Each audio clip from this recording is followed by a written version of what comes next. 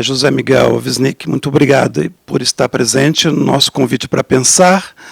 E eu quero começar cantando um dos versos do Carlos Drummond de Andrade: ó cidade futura, nós te criaremos. Rosa do Povo, não é? Rosa do Povo. Isso. E aí, ó cidade futura, nós te criaremos com a canção brasileira? Vai fazer essa diferença, a cultura? Bom, então acho que a pergunta se encaminha para a ideia de que a canção tem uma importância no Brasil, e acho que é uma importância ligada ao fato de que o Brasil é um país pouco letrado, com letramento médio baixo, e existe uma facilidade muito maior de relação com a música, com a festa, com a dança. E a canção no Brasil ela acabou sendo uma maneira de apresentar uma alternativa para esse impasse, porque a canção no Brasil ela realiza uma alta poesia. Existe uma poesia de altíssimo nível que se realiza na canção. Então a canção segura as pontas, de certo modo, dessa fratura entre a cultura erudita e a cultura popular, entre o letrado e o não letrado, né? Entre o escrito e o oral. Tudo isso na poesia se encontra, na canção se encontra. Por isso que o Pixinguinha, por exemplo, continua sendo uma das referências musicais brasileiras. Ele é uma pessoa, né, que tinha toda uma cultura muito poética, e ao mesmo tempo ele é cantado de uma forma tanto popular como erudita. Tem várias figuras que representam isso, e sabemos que Villa-Lobos, por exemplo, na juventude, ele que tinha um pai que queria que ele tocasse violoncelo e que ele fosse o Bach, Johann Sebastian Bach brasileiro.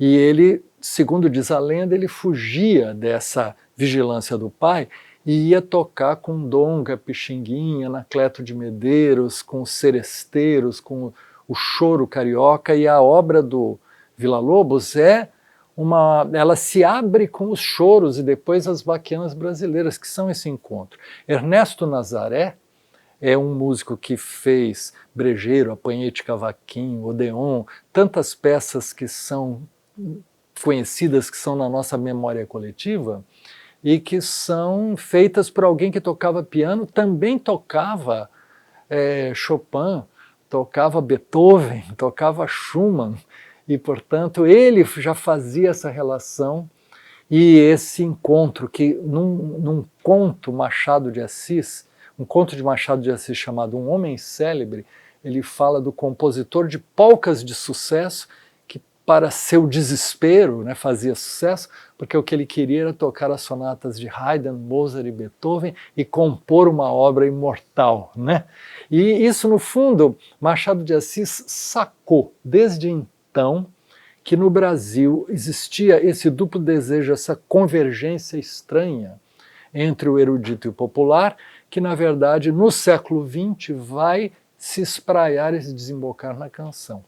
Os códigos musicais, as cifras, elas são uma linguagem, quando se estuda música, não é acessível, né, a todos. No entanto, existe tocar de ouvido, né, ou compor de repentes. É possível que, então, que a nossa riqueza da musicalidade brasileira esteja associada a essa nossa inventividade que ultrapassam os códigos linguísticos? Então, existem os códigos melódicos, harmônicos, rítmicos, que estão na escrita musical, e o músico que domina esses códigos. Mas o compositor de canções nem sempre domina esses códigos. Muitas vezes o compositor de canções faz músicas sem conhecer nada de música, nem as cifras que servem para a gente aprender e tocar uma canção. Isso porque, segundo Luiz Tati, que tem toda uma teoria, um desenvolvimento disso, porque a questão fundamental da canção é a intuição da entoação da voz na melodia. Ou seja, Para a canção brasileira é fundamental que a melodia tenha a ver com a entoação da fala e que seja tão natural o que é cantado como se fosse falado. E por isso, muitas vezes, o grande compositor de canções não sabe nada de música e às vezes quem sabe muito de música não consegue compor canções, porque não tem justamente esse senso do modo como a palavra voa na melodia, né? E aí como aquilo é natural, é fluente. Então, é uma outra tradição, que nós podemos chamar de uma Gaia ciência brasileira, para usar uma expressão que se aplica aos antigos trovadores e poetas da canção, né? Um saber alegre que está em unir a palavra e a música, não necessariamente através da escrita. O músico José Miguel Wisnik é poeta, e de que maneira que podemos dizer de um encontro do poema com a música? Eu praticamente nunca, ou pouquíssimas vezes, escrevi um poema que fosse para ficar numa página, que não se dedicasse, não se destinasse à música.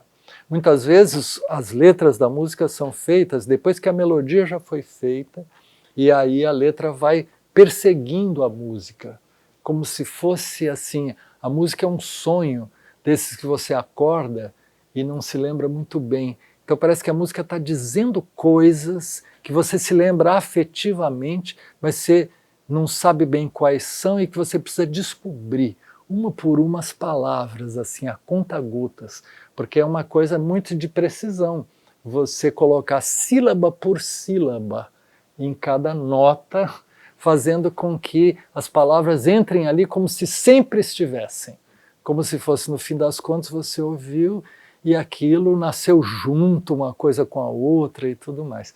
Então esse é o trabalho da canção, da poesia da canção, que é diferente da poesia do livro, da poesia escrita na página, né? Para fechar e para ligar o nosso encontro com a reflexão sobre o futuro, a música, a poesia, a filosofia no Brasil tem futuro ou temos de ralar muito ainda? Tudo tem futuro, né? E o futuro é sempre já, né?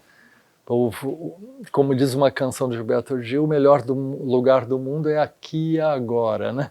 Porque, na verdade, não há nenhum lugar que não seja o aqui e agora, né? Então, eu só quero dizer ainda que no Brasil se deu essa conjugação muito especial, que às vezes a gente não para pensar sobre ela, que é muito singular e que não existe praticamente em outros lugares do mundo nessa mesma medida, que é o caminho da canção foi aberto, digamos, na relação com a literatura por Vinícius de Moraes, que é um grande poeta do livro e se tornou um grande letrista. Chico Buarque é autor de 6 romances importantes na cena brasileira. Como é que o mesmo autor de canções de sucesso fazem parte do nosso repertório, é um romancista importante. Caetano Veloso é autor de ensaios, de um livro de ensaio fundamental que se chama Verdade Tropical, é um ensaísta, assim como Cacaso, o Ali Salomão, Antônio Cícero, que é autor de livro de poesia, de filosofia densa e de hits cantados por Lulu Santos ou Marina, né? Arnaldo Antunes. Quem é Arnaldo Antunes, se não um artista que atua em todas essas áreas? Então, eu acho que se há um futuro presente na cultura brasileira, na vida brasileira, é essa possibilidade que se deu de juntar a escrita, o livro, o pensamento, a poesia e a música como sendo uma mesma coisa.